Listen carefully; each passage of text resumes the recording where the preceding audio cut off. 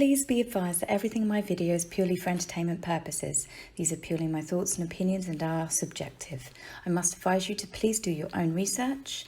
All media users found on the public domain and are fair use and fair dealings. Hey guys, said I'd be back. It is definitely heating up here.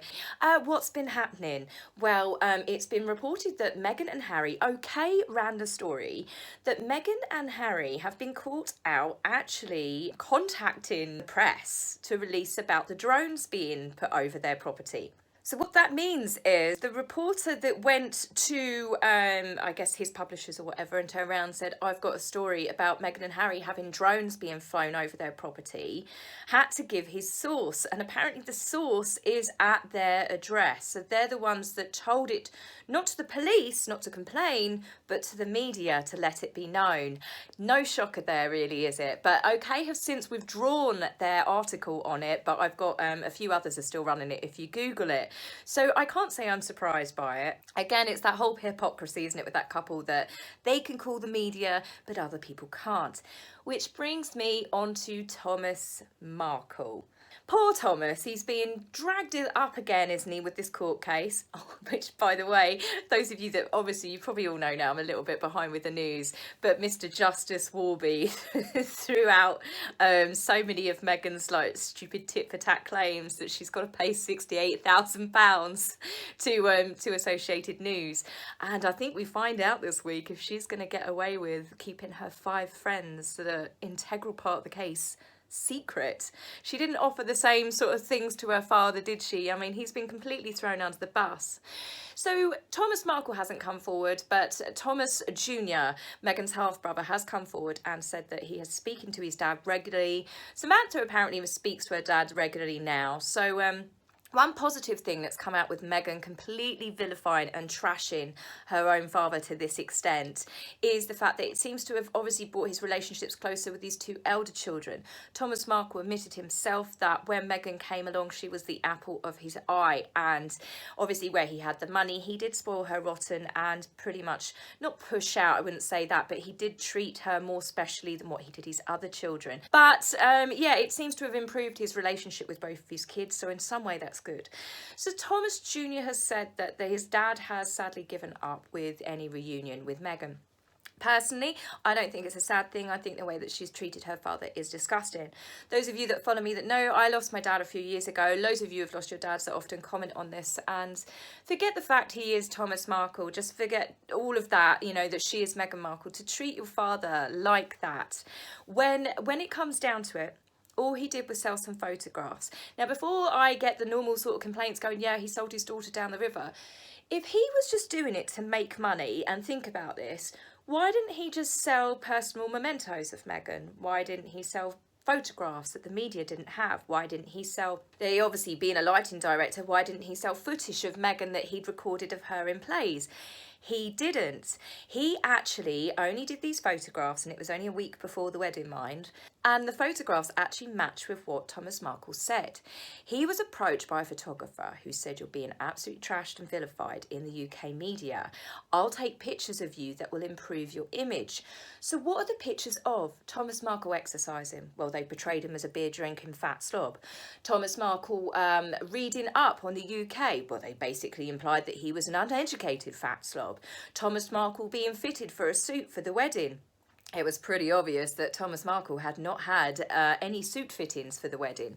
Now, I believe this is because Meghan never ever wanted to invite Thomas, but I will come to that because there's another story that has come out. Thomas went on to say that his father no longer recognises Meghan as the woman that he once knew, and I think that most men in Meghan's life could probably say that. I think Corey could probably say that, Trevor could say that. As I said in my previous video, she's quite the chameleon, from who Harry married to who Harry is now. As I said, I used this in my last video, it's just too cool. The bananas before, the bananas after. Reality versus lies.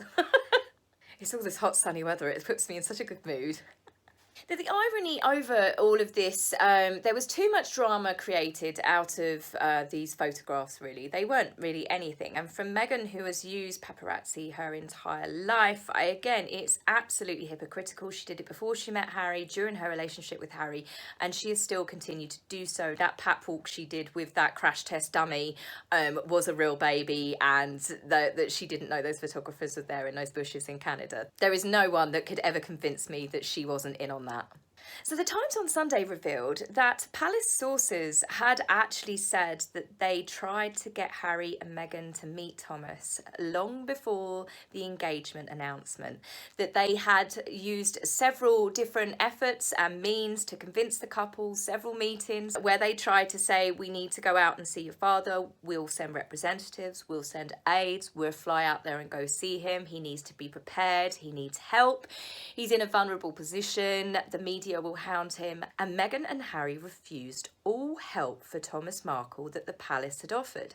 The Queen herself was reported to have said to Meghan, you need to get this sorted out. So it does beg the question that Thomas Markle was ever invited to that wedding, doesn't it? Now, bearing in mind, this was still Charles, the next monarch's son's wedding, second son's wedding, Diana's son, Harry. It's a huge affair. He could have married Mrs. Mop. It still would have been a huge affair because it's Prince Harry. So the fact that this was one of the biggest royal weddings in my lifetime, does no one else find it odd about the fact that Thomas didn't meet anyone, didn't see anyone, was not flown over before, didn't meet the family, wasn't told what he'd have to do? He, aside from being printed, his name being printed on the invites, which I think Meghan literally did that just to kind of pretend that they'd invited him, because there was no other proof. It's all a bunch of fabricated lies. How can she feed her father to the wolves, right, like that? That's what I don't understand. She was clearly still close with him. There was a picture in 2016, I believe, at Thanksgiving, where she clearly posts on the TIG that she was with her parents, obviously Thomas and Doria. So they were all cordial and getting along fine then. The second she sunk her claws into Harry, her dad was, well, persona non grata. He was gone, wasn't he? That's it. Excommunicado, don't want to know. I think she was embarrassed of him, she was ashamed of him, but more importantly, I think that she told so many lies to Harry that with Thomas even having a simple meeting with him, Harry would have found out the truth. So the palace staff and aides were left in utter disbelief and scratching their heads why they weren't allowed to contact Thomas Markle. They were completely scratching their heads, as well as the fact that why Harry would not meet his father-in-law. As I said, there is a lot of whoppers that we the public will never ever know, I'm sure of it, but as I said, none of it adds up. The Sunday Times have since taken down this article. Now, I believe that it doesn't paint Meghan in a favourable light, and given the current court case that's going on, she's the one that fed her father to the media beforehand. Their blatant refusal to go see Thomas Markle was obviously going to draw questions and media attention. Now, Omid and Carolyn wrote in Fighting Freedom that Meghan felt her father was being set up and baited by the media.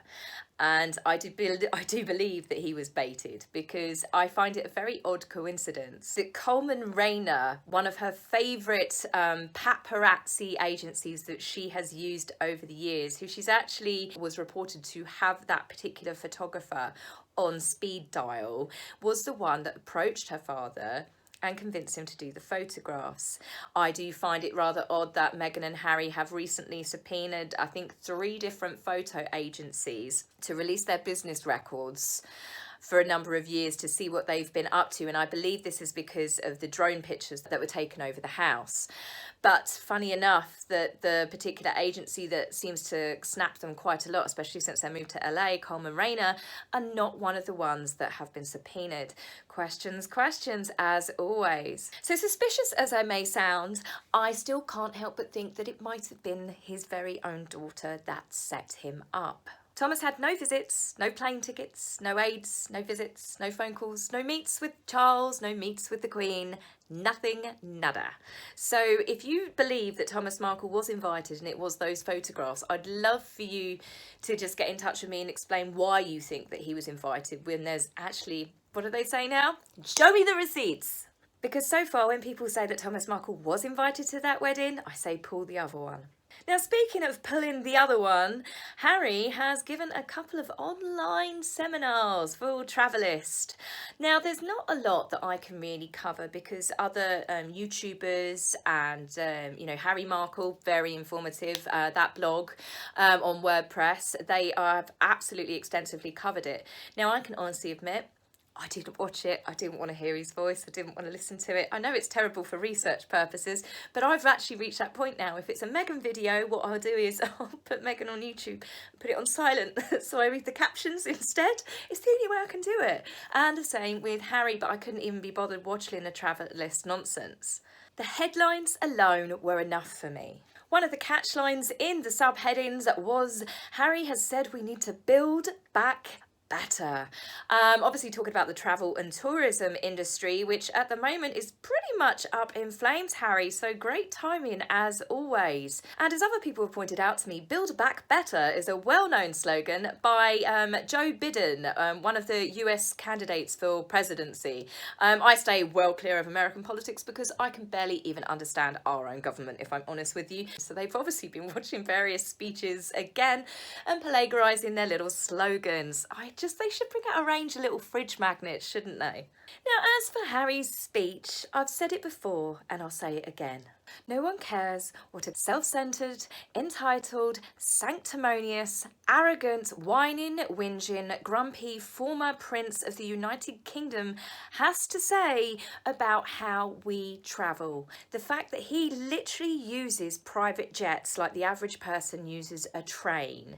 The fact that he stays on super yachts while giving speeches at Google summits that pump thousands and thousands of litres of pollution into the ocean, okay? Hundreds of thousands. The fact that they use SUV cars, massive 4x4s, gas-guzzling vehicles to go to a dental appointment. The fact that Harry has flown in his own fleet of SUV gas-guzzling vehicles. What was it? Range Rover, wasn't it? Or Jaguar, I can't remember. But they've flown them over to South Africa because South Africa didn't have suitable enough vehicles.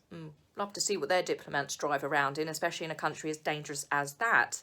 Harry and Meghan put more carbon emissions into the atmosphere, and they probably have had some downtime, but only because of the... And, it's absolutely crazy. They put more out there than the average... It came out in a news report, didn't it? 26 people's worth, and that's the ones that get reported on. They've done lots of private journeys, helicopter trips and whatnot in between. It's just because they don't necessarily get caught out doesn't mean they're not doing it. It's not just Harry and Meghan, it's any rich celebrity, the ones that all flew into these Google summits in their super fast cars and, as I said, all these, billions of pounds of super yachts. We don't care what you have to say because you've never once had to sit there for 3 hours trying to book a discount flight that connects just at the right time so you can catch your discount train ticket to get to where you want to. And until you actually start living like a normal person and not couch surfing mansion to mansion, I don't think that anyone's really going to take anyone famous seriously, let alone handbag Harry. He's lost the respect of the UK and I don't think he ever really had the respect of the travel and tourism industry. He was a prince of the United Kingdom when Travelist was set up, but given everything that's happened with Finding Freedom, how toxic that they have become, even Disney won't touch Meghan. Remember, Meghan needs Disney more than Disney needs Meghan. I can imagine a lot of those partnership groups that signed up to Travelist are probably thinking the same about Harry. So anyway, guys, I will keep you updated with what's happening in the news and I will see you very soon. Take care. If you like my video, please remember to like and subscribe. Please, angry typists, you will be blocked, so save your fingers the time. If you would like to buy me a coffee, please go to my About page and click the link. Love, Taz.